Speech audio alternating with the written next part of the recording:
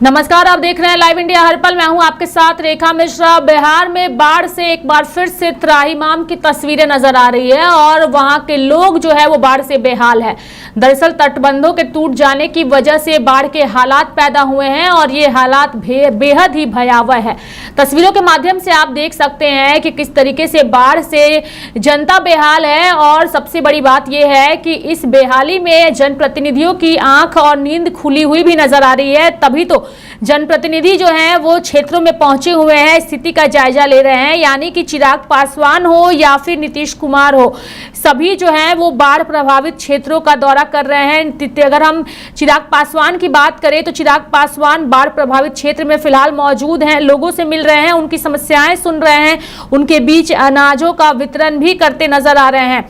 तस्वीरों में आप साफ तौर पे देख सकते हैं चिराग पासवान को। और बता दें आपको सबसे पहले कि बिहार के दरभंगा में कोसी नदी और सीतामढ़ी में बागमती नदी सहित 4 जिलों में 7 स्थानों पर नदियों के तटबंध टूटने से कई हिस्सों में बाढ़ की स्थिति और भी खराब हो गई है। गंडक, कोसी, बागमती, महानंदा और अन्य नदियों में आई बाढ़ के कारण 16 जिलों पूर्वी चंपारण, पश्चिमी चंपारण, अररिया, किशनगंज, गोपालगंज, शिवहर, सीतामढ़ी, सुपौल, सिवान, मधेपुरा, मुजफ्फरपुर, पूर्णिया, मधुबनी, दरभंगा, सारण एवं सहरसा के 55 प्रखंडों में 269 ग्राम पंचायतों की करीब 9.90 लाख आबादी प्रभावित हुई है। बिहार के सीएम नीतीश कुमार ने भी बाढ़ प्रभावित इलाकों का हवाई सर्वेक्षण किया। सीएम नीतीश कुमार के साथ आपदा प्रबंधन विभाग के अपर मुख्य सचिव प्रत्यय अमृत भी मौजूद रहे। सीएम नीतीश ने बाढ़ प्रभावित इलाकों में राहत और बचाव कार्य को युद्ध स्तर पर चलाए जाने का निर्देश दिया है। उन्होंने अधिकारियों से बाढ़ पीड़ितों को हर संभव मदद देने का भी निर्देश दिया है। यानी कि वाल्मीकि नगर बैराज से और तमाम जगहों पर फिलहाल बाढ़ की स्थिति है। नीतीश कुमार हो या फिर चिराग पासवान हो, सभी ने जो है वो बाढ़ प्रभावित क्षेत्रों का दौरा किया है और नीतीश कुमार ने हवाई सर्वेक्षण करके महत्वपूर्ण दिशा निर्देश दिए हैं। लेकिन सबसे बड़ी बात है कि इस बाढ़ की वजह से लोगों का जीवन जो है वो अस्त व्यस्त नजर आ रहा है। ज्यादा जानकारी के लिए हमारे साथ हमारे सहयोगी संजय जुड़ चुके हैं, सीधे उनका रुख करेंगे। संजय, बाढ़ से बिहार फिलहाल त्राहिमाम कर रहा है, अलग अलग जगहों से भयावह तस्वीरें नजर आ रही है। कई घर जो हैं वो पूरी तरीके से पानी में डूब चुके हैं। राहत बचाव कार्य जारी है। नीतीश कुमार और चिराग पासवान पूरी तरीके से इस पूरे चीज पर नजर बनाए हुए हैं। संजय,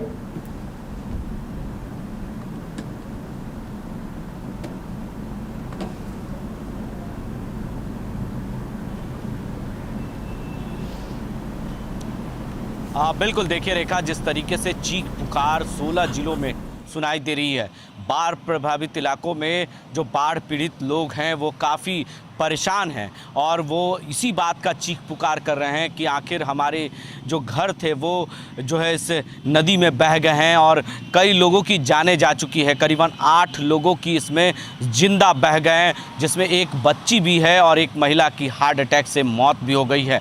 यानी कहीं ना कहीं जो नदियां का रौद्र रूप इन दिनों देखने को मिल रहा है, नेपाल के बराक से जिस तरीके से लगातार जो बाढ़ के पानी छोड़े गए हैं, लगातार हो रही बारिश की वजह से काफ़ी लोगों को परेशानियां हो रही हैं और नेपाल में हो रहे लगातार बारिश की वजह से बराक के जो फाटक थे वो खोल दिए गए। करीबन 105 ऐसे फाटक हैं जिसमें खोले गए हैं। और वहीं आपको बता दें कि एक एक करके हम पूरी डिटेल बताना चाहेंगे दर्शकों को कि सहरसा में 26 पंचायत के लोग, करीबन 3 लाख आबादी वाले जहां बाढ़ प्रभावित लोग परेशान हैं।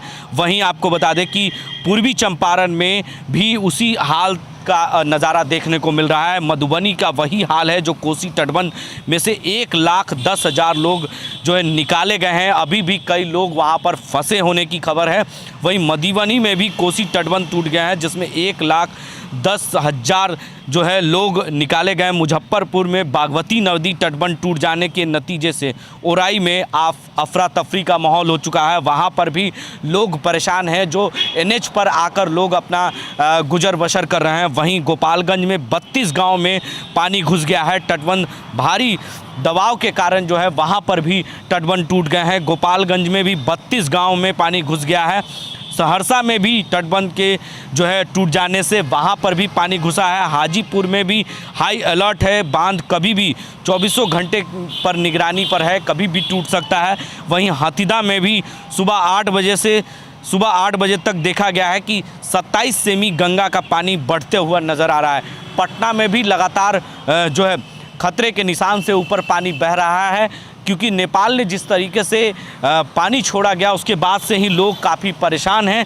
कई ऐसी नदियां जो है वो उफान पर है। गंडक में भी वही हाल है और कह सकते हैं बूढ़ी गंडक में भी वही हाल है, खगड़िया में बागमती नदी भी वही हाल है, सीतामढ़ी में, वहीं बागमती मुजफ्फरपुर में भी पूरी तरीके से रौद्र रूप देखने को मिल रहा है और कमला बलवान मधुबनी में भी वही हाल है, कोसी में भी वही हाल है। तो यानी कहीं ना कहीं 16 जिले पूरी तरीके से जलमग्न हो गया है।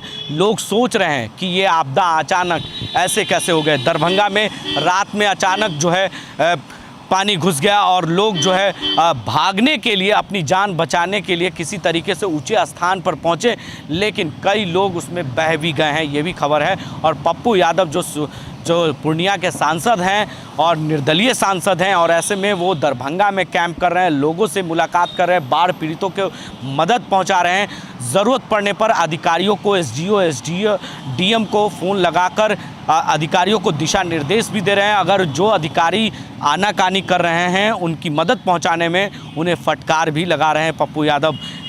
लगातार पप्पू यादव वहां पर निगरानी कर रहे हैं, कैंप कर चुके हैं और अपनी कैंप चला रहे हैं सांसद कोटे से, और लोगों को मदद पहुंचाने के लिए पूरी जो है सामग्रियाँ, खाने पीने से लेकर पैसे तक की मदद पहुंचा रहे हैं। क्योंकि छोटे छोटे जो बच्चे हैं उन्हें दूध नहीं मिल पा रहा है, जो बोल नहीं सकते हैं, सिर्फ इशारों से बात करते हैं छोटे बच्चे, तो उन्हें जब भूख लगेगा तो वो खाना तो नहीं खा पाएंगे। कि वो लोगों की मदद कर रहे थे, उन्होंने सभी को पैसे भी बांटे। वो तस्वीर भी हम लगातार अपने दर्शकों को दिखा रहे हैं, यानी कि पप्पू यादव भी बाढ़ पीड़ितों के बीच पहुंच करके अपनी ओर से हर एक संभव मदद करने की कोशिश उनकी ओर से की जा रही है, जिसकी तस्वीरें भी लगातार लाइव इंडिया के स्क्रीन पर हम दिखा रहे हैं। संजय,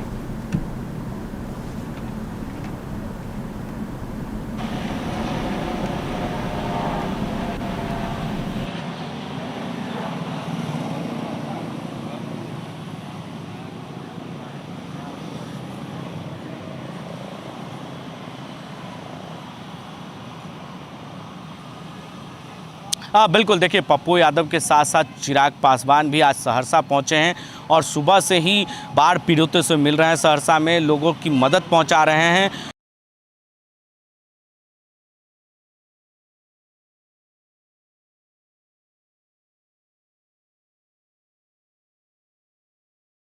कई लोगों ने चिराग पासवान के पास शिकायतें पहुंचाई हैं कि जो अधिकारी हैं, जो वहां पर बाढ़ पीड़ितों को मदद पहुंचाने वाले कर्मचारी हैं, अधिकारी हैं, वो कुछ ही लोगों को मदद मिल पा रही है, कुछ लोगों को नहीं मिल पा रही है। जो बीच में फंसे हुए हैं पानी में, उन्हें किसी तरीके से जो है स्थानीय लोगों की मदद से निकाला जा रहा है। ना तो उनके लिए नाव की व्यवस्था की जा रही है, ना उनके लिए कोई तत्काल व्यवस्था की जा रही है कि किसी तरीके से उन्हें मदद पहुंचाया जाए। सहरसा की जो तस्वीरें हैं वो भी चिराग पासवान ने अपने ट्विटर हैंडल और फेसबुक और इंस्टाग्राम पर तमाम सोशल साइटों पर शेयर किया है।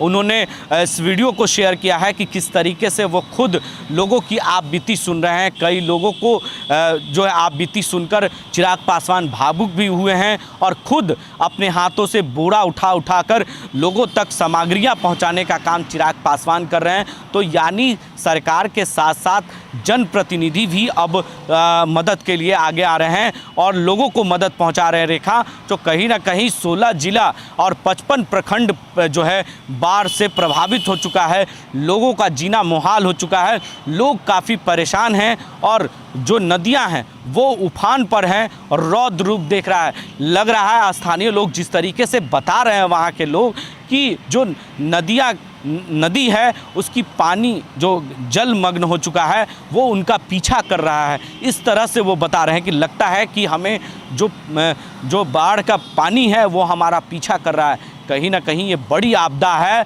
और ये आपदा से बचने की ज़रूरत है। केंद्र सरकार की तरफ से भी एनडीआरएफ की टीम जो है लगी हुई है और एसडीआरएफ की टीम राज्य सरकार से भी मदद पहुंचाने में लगी हुई है। लेकिन जो अभी भी लोग फंसे हुए हैं वो काफ़ी अपनी पीड़ा बता रहे हैं। लोगों की कई तरह की कठिनाइयाँ हो रही हैं और धीरे धीरे ये जो नेपाल का पानी है वो आगे की ओर बढ़ता चला जा रहा है। वो पटना में भी कई नदियां अब उफान पर आ गई है। गंगा नदी भी धीरे धीरे पहले कम हो रहा था, लेकिन अब जैसे ही नेपाल ने पानी छोड़ा उसके बाद से ही गंगा नदी में भी जल स्तर बढ़ने लगा है। सुबह तक का जो मेरे पास रिपोर्ट है जल संसाधन विभाग के तरफ से, तो गंगा नदी में भी खतरे के निशान से ऊपर पानी बहने लगा है। हो सकता है कि पटना में भी बाढ़ जैसी स्थिति बन जाए, क्योंकि वहाँ पर भी अधिकारी कैंप कर रहे हैं और मॉनिटरिंग कर रहे हैं। जल संसाधन विभाग के और आपदा प्रबंधक विभाग के मुख्यमंत्री नीतीश कुमार आज हवाई सर्वेक्षण करने के लिए निकले हैं। सुपौल और सहरसा और मधुबनी, दरभंगा और जो बाढ़ प्रभावित इलाके हैं उनमें से कई जिलों का वो निरीक्षण करेंगे। और जो अपर मुख्य सचिव हैं प्रत्यय अमृत वो भी मौजूद हैं और उनके साथ साथ जो है आपदा प्रबंधन विभाग के मंत्री भी मौजूद हैं और जल संसाधन विभाग के मंत्री मौजूद हैं। तो ऐसे में कहीं ना कहीं सभी विभागों के मंत्री मुख्यमंत्री के साथ हवाई सर्वेक्षण में नज़र आ रहे हैं। मुख्यमंत्री सुबह ही जो है अपने हेलीकॉप्टर से रवाना हुए हैं और तमाम उन जिलों का वो दौरा कर रहे हैं और एक एक चीज़ों पर मॉनिटरिंग कर रहे हैं कि किसी तरह की कोई कठिनाइयां ना हो। बाढ़ पीड़ितों को हर संभव मदद पहुंचाना है, क्योंकि देखिए 2025 में चुनाव है। अगर किसी तरह की मुसीबतें आएंगी और किसी तरह की दिक्कतें होंगी तो जाहिर सी बात है कि इसका नुकसान चुनाव में भी जो है सरकार को भुगतना पड़ सकता है। तो बाढ़ पीड़ितों को हर संभव सरकार भी पूरी तरीके से सजग है और अधिकारी भी सजग है कि मदद पहुँचानी है। जो है 56 साल का जो है माफ़ कीजिएगा 26 साल का ये रिकॉर्ड जो है वो टूटा है और ये रिकॉर्ड जो है 105 ऐसे फाटक हैं जिसे खोले गए हैं बाढ़ के लिए, बाढ़ प्रभावित इलाकों में, जिससे पूरी तरीके से रौद्र रूप नदियां का देखने को मिल रहा है। लोगों को काफ़ी कठिनाइयां हो रही हैं। अचानक दरभंगा में भी पानी घुस गया है। तटबंध टूटने के बाद लोगों को ये समझ में नहीं आ रहा था कि उस वक्त हम करें क्या, कैसे जाने बचाएं, ये समझ में नहीं आ रहा था। लगातार जो है अधिकारियों की तरफ से दिशा निर्देश तो दिए जा रहे थे, पहले से ही बाढ़ प्रभावित इलाकों को लोगों को पहले ही इस चीज़ों को आगाह किया गया था कि आप लोग ऊंचे स्थानों पर चले जाएं, जहां सरकार के और आपदा प्रबंधक विभाग और जल संसाधन विभाग की तरफ से कैंप लगाए गए हैं और जिला अधिकारी की तरफ से कैंप लगाए गए हैं। सुविधाएं दी जा रही है, वहां पर कैंप में जाएं, ऊंचे स्थानों पर आप लोग चले जाएं। लेकिन लोग को इस बात की चिंता था कि हम अपने घर कैसे बचाएंगे, लोगों को कैसे बचाएंगे, इस बात की चिंता उन लोगों को ये सता रही थी। लोगों के घर बह रहे हैं, कई स्कूल बह चुके हैं। 72 ऐसे स्कूल हैं जो 2 अक्टूबर के लिए बंद कर दिए गए हैं 16 जिलों में, जहां पर बाढ़ आ चुके हैं। जिला अधिकारी की दिशा निर्देश और शिक्षा विभाग के अधिकारियों के दिशा निर्देश के बाद 72 स्कूल जो है वो पूरी तरीके से बंद कर दिए गए हैं बाढ़ प्रभावित इलाकों में। कई जगह पर ऐसी तस्वीरें आ रही हैं कि जहां पर भी पानी घुसा हुआ है वहां पर शिक्षक अपने सर पर कॉपी और किताबें सर पर लेकर पहुंच रहे हैं, हाफ पैंट में पहुंच रहे हैं, क्योंकि उन्हें मोबाइल से। और इस बीच उन्होंने अपना बयान भी जो है वो दिया है। पप्पू यादव कल जब बाढ़ पीड़ितों के बीच पहुंचे थे तो उन्होंने क्या कहा है, पहले वो दर्शकों को सुनाते हैं। 2025 में कुशात राष्ट्र आई, उसके बाद जनता ने फिर वोट दे दिया, तो सरकार को लगता है फिर हम 1 क्विंटल चावल दे देंगे, फिर बात भूल जाएंगे, फिर वोट मिल जाएगा हमको 25 में। ये तो हालात है। बाढ़ पीड़ितों की मदद के लिए क्या करनी चाहिए सरकार? सर सरकार को अभी करना चाहिए, पूरा खजाना बाढ़ पीड़ित को दे देना चाहिए।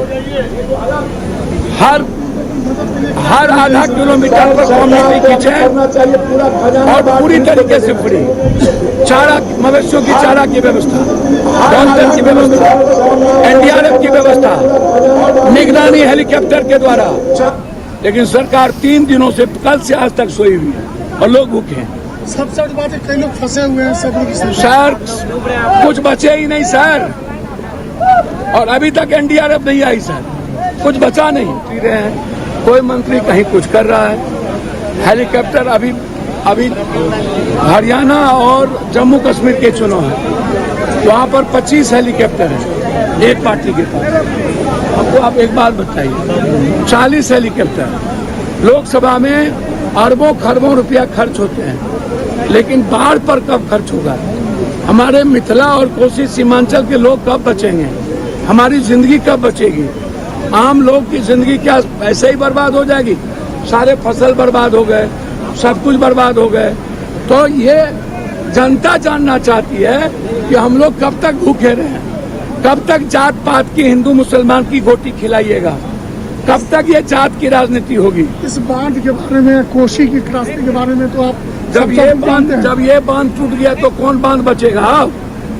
जिस पर पूरा लाइफ लाइन है, पश्चिमी कोसी तटबंध है। भैया यहाँ जो कंपनी काम किया, जो engineering chief engineer, executive engineer यहाँ रहे, वो अरबपति खरबपति हो गए। अभी तक एनडीआरएफ नहीं आया है। एनडीआरएफ लोग फंसे हुए हैं, तो कब एनडीआरएफ आएंगे? खाने के लिए, क्या पानी के लिए तरस रहे हैं। तो अब हालात, एनडीआरएफ कब आएंगे? खाना कब मिलेगी? जिंदगी कब बचेगी? चुनाव के बाद, हिंदू मुसलमान बैकवर्ड फॉरवर्ड के बाद कब बचेगी? तो बाढ़ पीड़ितों के बीच पहुंचे पप्पू यादव ने कहा कि सरकार को करना ये चाहिए कि अपना सारा का सारा खजाना निकाल करके पीड़ितों के बीच जो है वो बांट देना चाहिए। संजय, आप कैसे देखते हैं पप्पू यादव के इस बयान को? उन्होंने कहा है कि ये स्थितियां हर साल बनती है और ऐसे में अब सरकार को अपना खजाना खाली करना चाहिए बाढ़ पीड़ितों के लिए।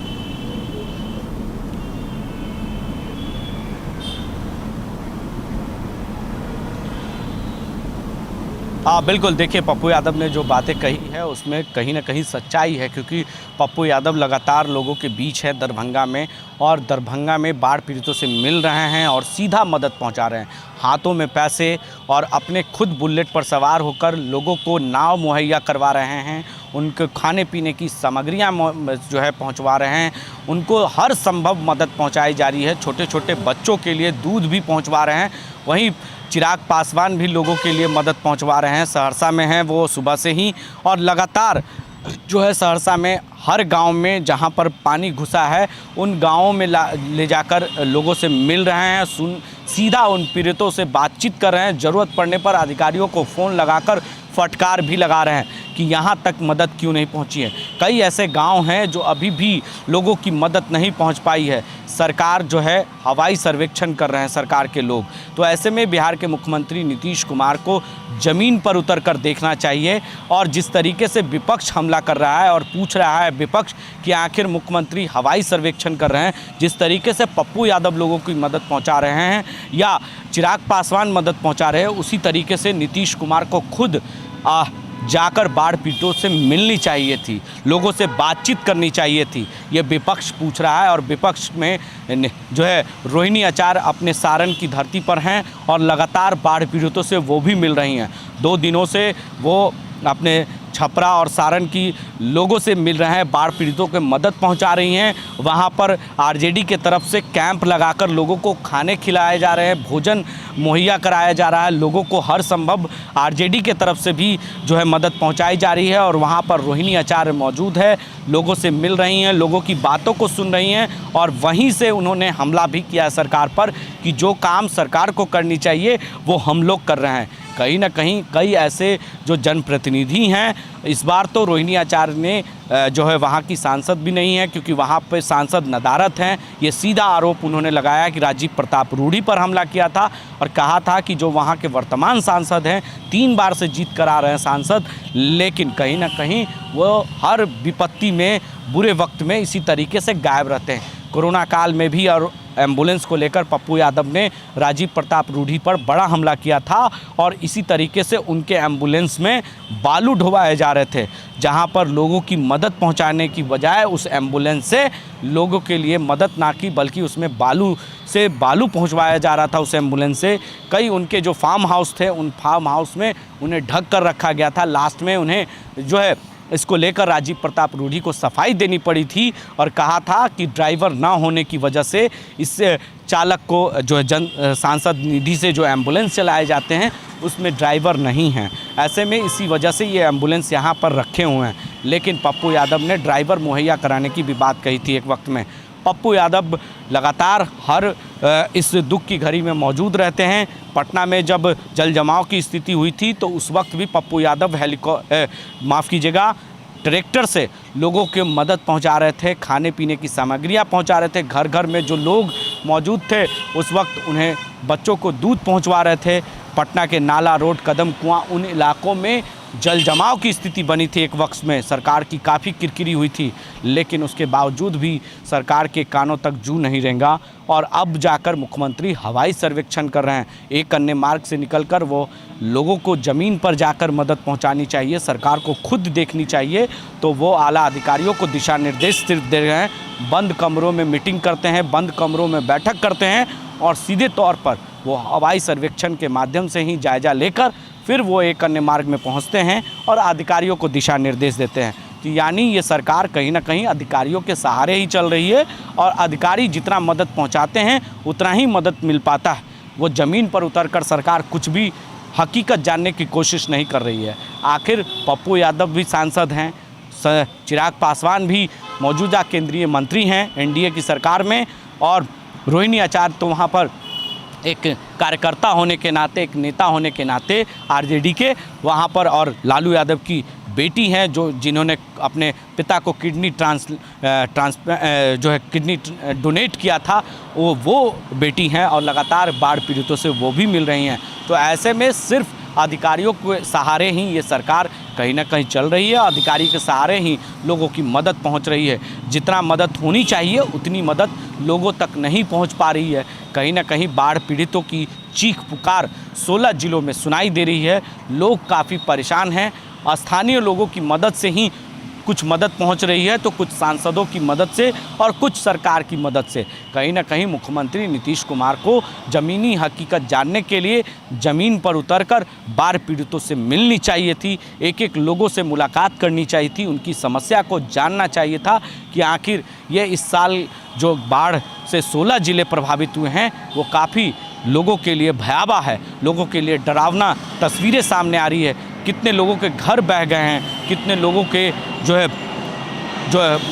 लोगों के परिवार चले गए हैं। तो कहीं ना कहीं इन दुख की घड़ी में मुख्यमंत्री नीतीश कुमार को ज़मीन पर जाकर लोगों से मुलाकात करनी चाहिए थी, उनके लिए हर संभव नाव की व्यवस्था करनी चाहिए थी, लेकिन ऐसा कुछ नहीं है।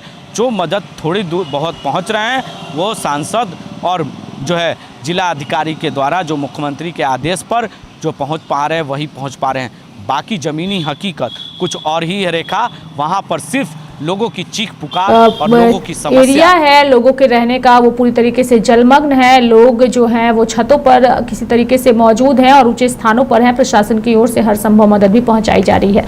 धन्यवाद संजय हमारे साथ जुड़ने के लिए और तमाम जानकारियां देने के लिए। तो मेरे साथ फिलहाल अभी के लिए इस खास कार्यक्रम में इतना ही। आप देखते रहिए लाइव इंडिया हर पल। नमस्कार।